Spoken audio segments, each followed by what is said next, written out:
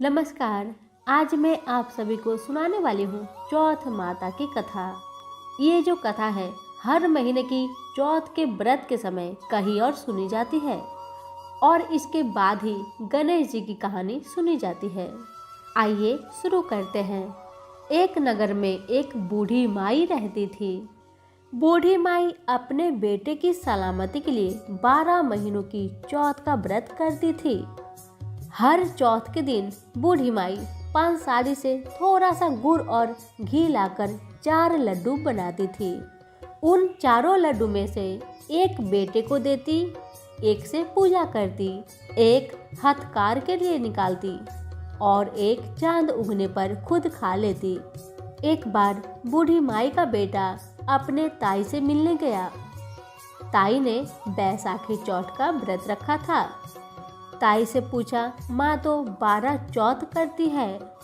फिर ताई बोली, तेरी माँ तेरी कमाई से तर माल खाने के लिए 12 चौथ करती है। तू परदेश जा तो वह एक भी चौथ नहीं करेगी। घर में आकर बेटा माँ से कहा, माँ मैं परदेश जा रहा हूँ, यहाँ मैं रहूँगा तो मेरी कमाई को तू खाने पीने में उड़ा देगी, इसलिए मैं परदेश जा रहा हूँ।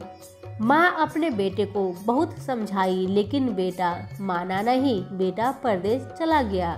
माँ ने बेटे को साथ ले जाने के लिए चौथ माता के आंखें दिए और कहा, तुम्हारी मुसीबत में ये आंखें तेरी मदद करेगी।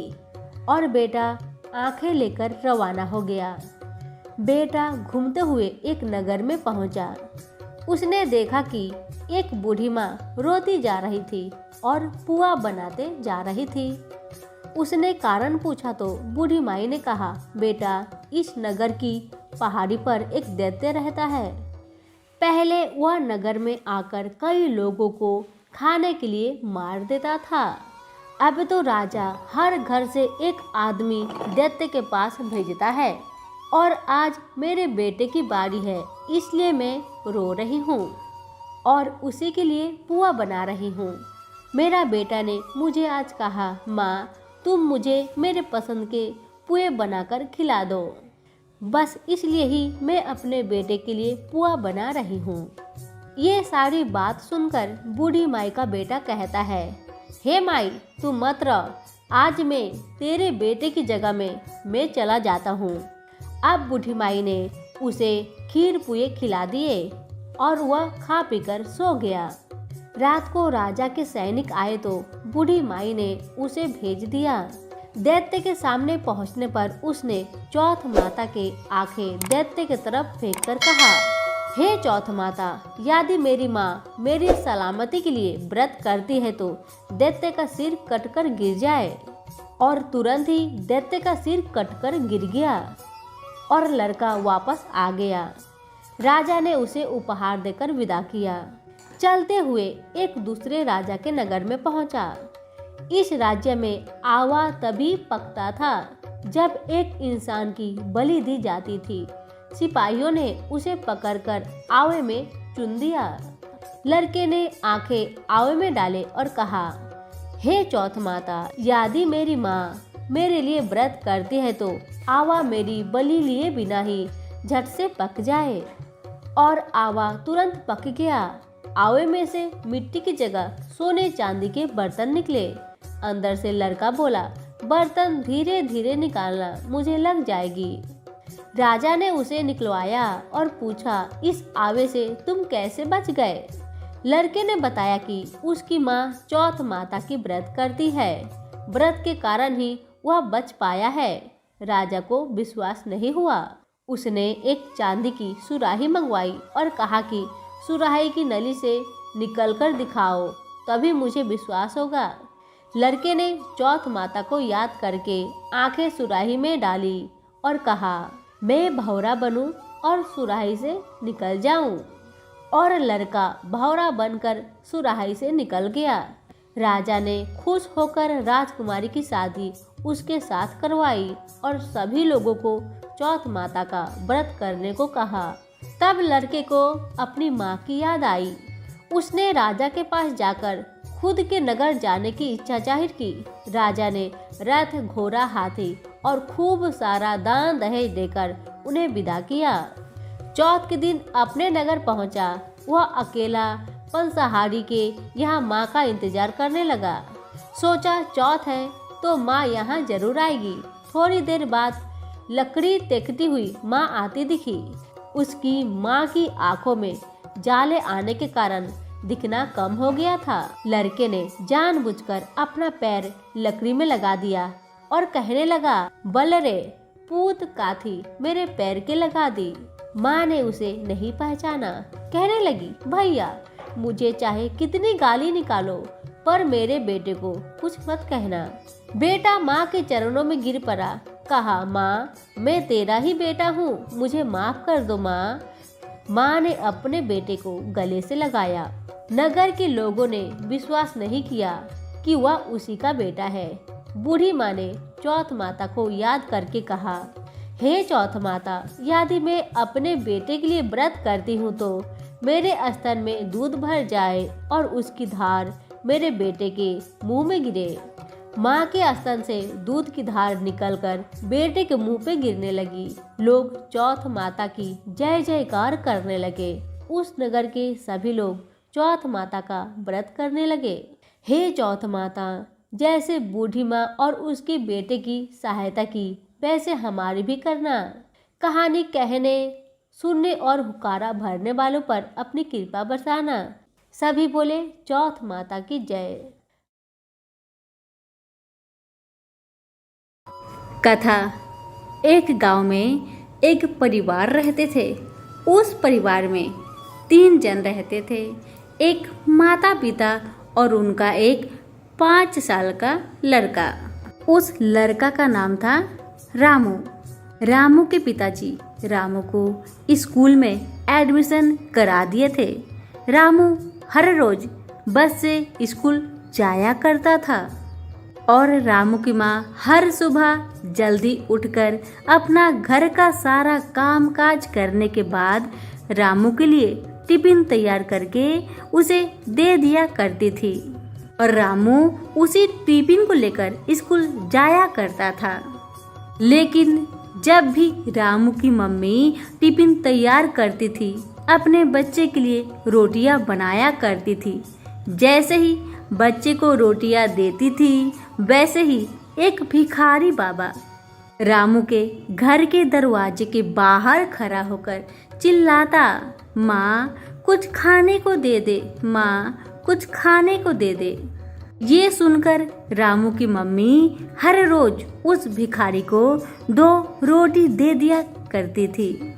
भिखारी उस रोटी को लेता और हमेशा कहता, कर भला तो हो भला, कर बुरा तो हो बुरा। ऐसा कहते हुए भिखारी रोटी लेकर चला जाया करता। रामू की माँ सोचा करती, आखिर जब मैं भिखारी को रोटी देती हूँ तो भिखारी ऐसे क्यों कहता है, कर भला तो हो भला, कर बुरा तो हो बुरा। इसका मतलब क्या है? इसी तरह समय व्यतीत होने लगा।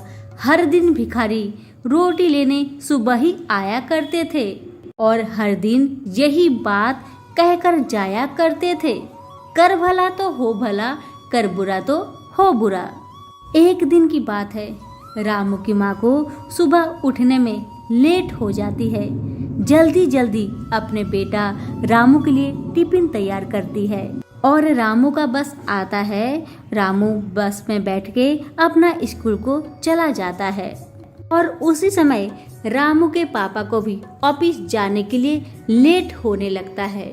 रामू के पापा रामू की मम्मी से घड़ी लाने को कहते हैं, लेकिन घड़ी नहीं मिलती। इसी कारण से रामू के मम्मी और पापा में झगड़ा लग जाती है। रामू के पापा नाराज होकर ऑफिस चले जाते हैं और उधर उसी समय भिखारी बाबा आकर कहने लगे, माई कुछ खाने को दे दे, माई कुछ खाने को दे दे। अब तो रामू की मम्मी का दिमाग था गरम। क्या कि 2 रोटी लेकर उसमें कीड़े मकोड़े मारने वाली दवा अच्छे से लपेट करके उस भिखारी बाबा को देने को चल दी, क्योंकि भिखारी बाबा हर रोज रोटी मांगा करते थे। आज उससे छुटकारा पाने के लिए रामू की मम्मी जहर वाली रोटी देने को चल दी। लेकिन जैसे ही रामू की मम्मी भिखारी बाबा की तरफ बढ़ने लगी, वैसे वैसे उसके दिल से आवाज आने लगी कि ये भिखारी तुम्हारा क्या बिगाड़ा है। अगर तुम ये जहर वाली रोटी भिखारी बाबा को दे देगी तो रोटी खा के मर जाएंगे। आज तुम उसे कुछ खाने को देती है, 2 रोटी देती है, इसी कारण से भिखारी बाबा तुम्हारे घर को आते हैं। अगर तुम उसे रोटी देते ही नहीं, क्या वो तुम्हारे घर को आते? उसमें उस भिखारी बाबा की क्या गलती है? अपना गुस्सा दूसरा पे निकालना ये अच्छी बात नहीं। बस रामू की मम्मी का दिमाग शांत होता है, उन्हें दया आती है भिखारी बाबा पर। जल्दी से वो दोनों रोटी को जमीन के अंदर दफनाकर ढक देती है और जल्दी से अपनी हाथों को धोकर अच्छा सा 2 गरम गरम रोटी बनाकर भिखारी बाबा को दे देती है।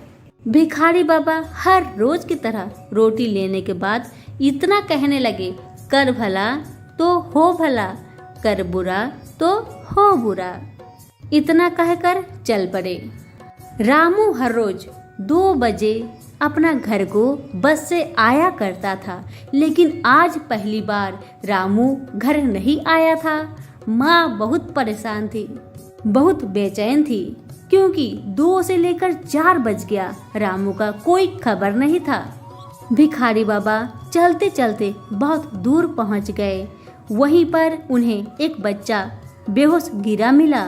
जब भिखारी बाबा उस बच्चे के पास जाते हैं तो देखते हैं, अरे ये तो रामू है। जल्दी से भिखारी बाबा उस रामू को थोड़ा सा पानी पिलाते हैं और जो उसकी मम्मी रोटी दी थी वही रोटी उस बच्चे को खिलाते हैं। उसके बाद बच्चे के शरीर में थोड़ा सा जान आती है। फिर रामू अपनी सारी कहानी भिखारी बाबा को सुनाता है। रामू कहता है बाबा से, बाबा आज जब मेरा स्कूल का छुट्टी हुआ तो मेरा तबीयत ठीक नहीं था, इसी कारण से मैं बस के पास नहीं जा सका और न बैठ सका। मेरा शरीर बहुत कमजोर लग रहा था।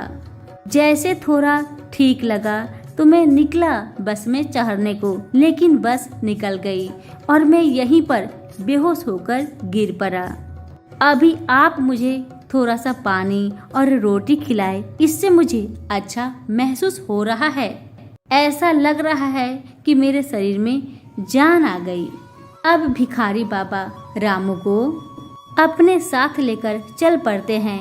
उधर माँ गणेश जी के पास बैठकर पूरा जोर जोर से रो रही थी, हे भगवान, अगर मुझसे कोई गलती हुई हो उसे क्षमा करे, हे भगवान क्षमा करे, बस मेरे बच्चे को मेरे पास ला दीजिए भगवान। इतना कह कर पूरा जोर जोर से रोने लगी। उधर रामू के पापा इधर उधर अपने बच्चे को ढूंढने चले गए, लेकिन रामू का पता नहीं लगा। जैसे ही रात का 7 बजता है, भिखारी बाबा रामू को लेकर रामू को घर को आते हैं और रामू को उसके घर छोड़कर वहां से चले जाते हैं। रामू की माँ जैसे ही रामू को देखती है, रामू का कपड़ा बहुत गंदा लगा हुआ था क्योंकि वह बेहोश होकर सड़क में गिर गया था। इसी कारण से उसका कपड़ा गंदा हो गया था। मम्मी जल्दी से अपने बेटे को सीने से लगा ली और जोर जोर से रोने लगी और पूछने लगी, बेटा तुम कहाँ थे बेटा, इतना लेट कैसे हुआ, तुम्हारा तबीयत तो ठीक है ना बेटा, तेरा कपड़ा इतना गंदा कैसे हुआ बेटा, तुम तो ठीक है ना बेटा। बेटा कहने लगा, माँ पता नहीं क्यों आज मेरा तबीयत सही नहीं था। जब स्कूल का छुट्टी हुआ मैं बस तक चल के जा नहीं सका और जब मैं चल के जाने लगा तब तक मेरी बस निकल गई थी और मैं रोड पे ही चक्कर खा के गिर गया और बेहोश हो गया था। मुझे तो वही भिखारी बाबा जो आपसे रोटी ले जाया करते हैं वही मुझे मिले और वही मुझे आपके पास छोड़ गए। भिखारी बाबा को जो आप रोटी देती है ना माँ, भिखारी बाबा वही रोटी मुझे खिलाकर पानी पिलाए। उसके बाद ही मेरा शरीर में जान आई और मैं आपके सामने खड़ा हूँ। अब तो माँ के पैरों तले से जमीन खिसक गया, माँ का सर चकरा गया। अब माँ को समझ में आया कि भिखारी बाबा क्यों कहते थे कर भला तो हो भला, कर बुरा तो हो बुरा। अब रामू की माँ को सारी कहानी समझ में आ गई और मन ही मन सोचने लगी, अगर आज मैं भिखारी बाबा को जहर वाला रोटी दे दी होती तो मैं अपने बेटे से हाथ धो दी होती। इसीलिए अच्छा करो तो अच्छा होए, बुरा करो तो बुरा होए। सभी प्रेम से बोलिए गणेश भगवान की जय हो। हमारी आज की कहानी आपको कैसी लगी कमेंट बॉक्स में लिखकर जरूर बताइएगा। अगर अच्छी लगी हो तो लाइक शेयर भी कर दीजिएगा। धन्यवाद।